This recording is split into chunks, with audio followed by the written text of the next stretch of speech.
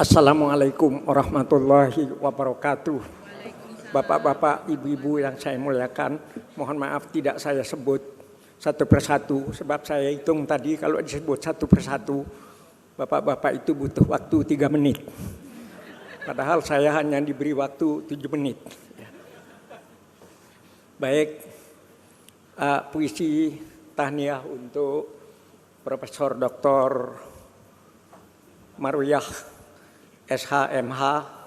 Saya baca belakangan, saya masih terharu karena Ibunda Bu Marwiyah hadir di tempat ini. Saya jadi ingat ibu saya, dan ibunya Profesor Marwiyah juga ibunya sahabat saya Profesor Mahfud MD. Untuk keterharuan ini saya izinkan membaca sebuah puisi judulnya Ibu. Mohon sebelum saya membacakan puisi ini, kita ingat Tuhan kita masing-masing apapun agamanya dan berucap kepada Tuhan, ya Allah, ya Tuhan, saya ini anaknya Ibu. Dan menyadari bahwa kita ini anaknya Ibu adalah salah satu di antara kenikmatan yang luar biasa nikmatnya. Baik, saya bacakan. Ibu, Ibu, kalau aku merantau lalu datang musim kemarau, sumur-sumur kering, daunan pun gugur bersama ranting, hanya mata air matamu Ibu yang tetap lancar mengalir. Kalau aku merantau, sedap kopiar susumu Ibu dan ronta kenakalanku. Di hati ada mayang siwalan memutikkan sari-sari kerinduan. Karena hutangku padamu Ibu tidak kuasa kubayar. Hutangku padamu Ibu tidak kuasa kubayar. Hutangku padamu Ibu tidak kuasa kubayar. Ibu adalah gua pertapaanku, dan ibulah yang meletakkan aku di sini saat bunga kembang menyemerbak bau sayang. Ibu menunjuk ke langit, kemudian ke bumi. Aku mengangguk meskipun kurang mengerti. Ibu, kalau kasihmu ibarat samudra, sempit lautan teduh, tempatku mandi, mencuci lumut pada diri, tempatku berlayar, menebar pukat dan melempar saut. Lokan-lokan, mutiara dan kembang laut, semua bagiku. Ibu, kalau aku ikut ujian, lalu ditanya tentang pahlawan, kalau aku ikut ujian, lalu ditanya tentang pahlawan, kalau aku ikut ujian lalu ditanya tentang pahlawan, namamu Ibu yang akan kusebut paling dahulu, lantaran aku tahu engkau Ibu dan aku anakmu. Kalau aku berlayar lalu datang angin sakal, Tuhan yang Ibu tunjukkan sudah ku kenal.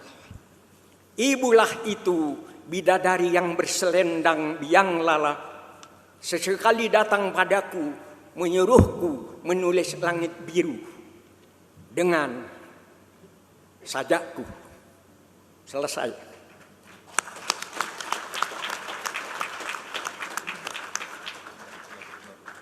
Puisi Ibu yang barusan, agar kita tidak merasa hebat, Bu Marwiyah tidak merasa hebat, Pak Mahfud tidak merasa hebat.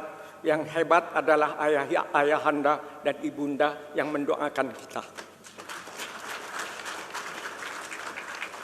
Saya lanjut ke puisi untuk Bu Marwiyah. Tahniah untuk Profesor Marwiyah. Ketika hidup dianggap anugerah Allah, kita akan bertemu dengan ikhtiar bahwa nafas perlu dihargai. Detak jantung memang tak bisa dihitung, tapi perlu disyukuri. Bangsa dan tanah air perlu dicintai. Dalam kearifan seperti itu, maka tampillah putri belia, namanya Siti Marwiyah. Lahir di desa, tapi nafasnya Indonesia. Dan sekarang beliau telah menjadi Profesor Dr. Siti Marwiyah SHMH. Orang yang semangat belajarnya seperti sapi kerapan Madura sedang lari berpacu di lapangan, menderap dan mengepulkan debu, seakan mau memanjat cakrawala, seakan perahu yang sedang memanjat cakrawala. Bahwa perempuan boleh kreatif dan harus kreatif. Harus meraih marwah yang bukan sekedar kesetaraan. Sekali lagi, perempuan harus meraih marwah yang bukan sekedar kesetaraan. Gadis Madura itu terus belajar, berjuang, berjuang. Karena dalam budaya pesantren Madura, manusia tada ilmunah pada bi majid acelen, manusia tanpa ilmu seperti mayat. Seperti mayat yang berjalan. Siti Marwiyah terus berlayar di laut kehidupan, berbantal ombak, berselimut angin, oleh-olang. Kemudian menjadi dosen, menjadi pendidik, mencetak anak-anak muda yang mampu merias wajah Ibu Pertiwi. Dan Ibu Pertiwi akan bisa tersenyum sepanjang masa. Perjuangan yang berlandaskan iman tak sia-sia. Takdir Allah terjadi. Siti Marwiyah mendapat gelar profesor, guru besar sekarang ini. Alhamdulillah. Puisi ini bukan untuk menyanjung. Sekali lagi, puisi ini bukan untuk menyanjung, tapi untuk membangkitkan cita-cita Ibu Kartini dan menyebarkan keteladanan bagi putri-putri pedesaan di seluruh Indonesia. Agar anak perempuan di mana saja makin semangat belajar dan berjuang untuk masa depan Indonesia, untuk mengharumkan peradaban Nusantara. Cinta tanah air adalah sebagian dari iman.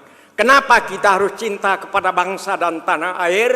Kita semua minum air Indonesia menjadi darah kita.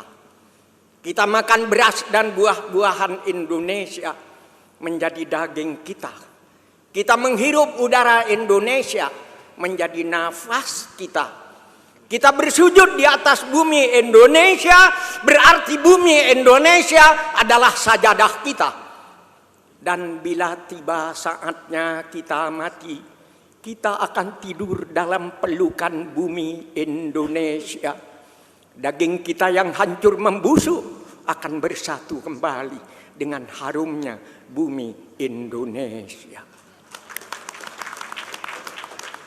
Maka tidak ada alasan untuk tidak cinta kepada bangsa dan tanah air. Tidak ada alasan untuk tidak cinta kepada Indonesia.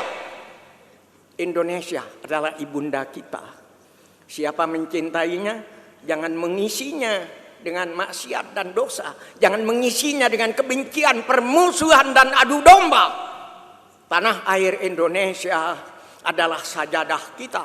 Siapa mencintainya, harus menanaminya dengan benih keimanan, dengan benih ketakwaan, dengan benih persatuan, kesantunan, kemajuan, dan kreativitas.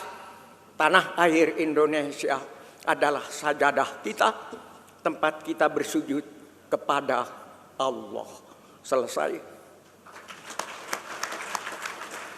Yang terakhir, sajak pendek yang sangat disukai oleh Pak Jokowi. Saya pernah membacakannya di Kongres Kebudayaan tanggal 9 Desember 2018. Hati-hati, puisi ini agak rumit ya. Dan mendengar puisi sama dengan main silat dengan 9 bayangan. Judul puisinya Telur. Dubur ayam yang mengeluarkan telur lebih mulia dari mulut intelektual yang hanya menjanjikan telur.